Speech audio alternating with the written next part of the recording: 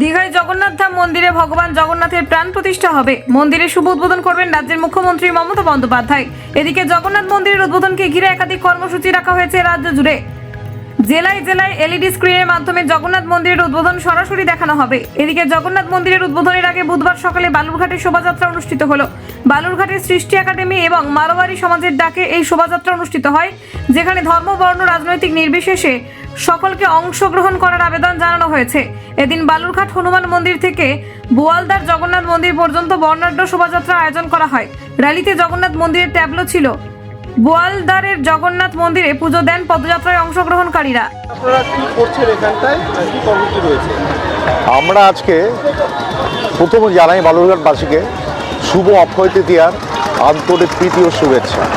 আজকে আমরা অক্ষয় তৃতীয়া উপলক্ষে এবং আপনারা জানেন মাননীয় মুখ্যমন্ত্রী পশ্চিমবঙ্গে দীঘাতে আজকে একটি পুরীর আদলে জগন্নাথ দেবের মন্দির উদ্বোধন করবে এবং সেই উপলক্ষে আজকে বালুরঘাটবাসীর পক্ষ থেকে আমরা হনুমান মন্দির থেকে বোয়ালদার জগন্নাথ দেবের মন্দির পর্যন্ত একটা পদযাত্রার আয়োজন করেছি।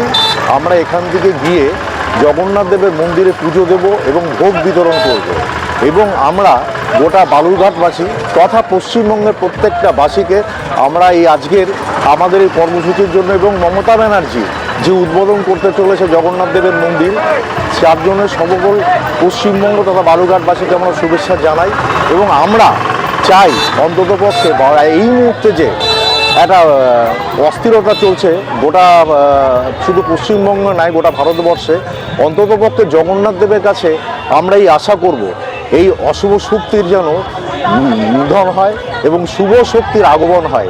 এটাই আমাদের আজকে মূল জগন্নাথ দেবের কাছে চাওয়া। কাদের তরফ থেকে আজকে অনুষ্ঠান, কাদের তরফ থেকে এই অনুষ্ঠানটা করা হচ্ছে, কাদের তরফ থেকে অনুষ্ঠানটা করা এই তরফটা মোটামুটি আমরা কোনো গোটা বালুরঘাটবাসীর পক্ষ থেকেই এবং এই করা হয়েছে এবং উদ্যোক্তা হিসাবে তো থাকে সৃষ্টি একাডেমি একটা ওয়েলফেয়ার এই মূল উদ্যোগটা নেয় ইয়েটা করবার জন্য এবং সেটা আমরা সকল বালুরঘাটবাসীর সকল অর্গানাইজেশনকে আমরা আমন্ত্রণ করেছি এখানে আসবার জন্য। এটা একদম বালুরঘাটবাসীর প্রোগ্রাম বলতে পারে।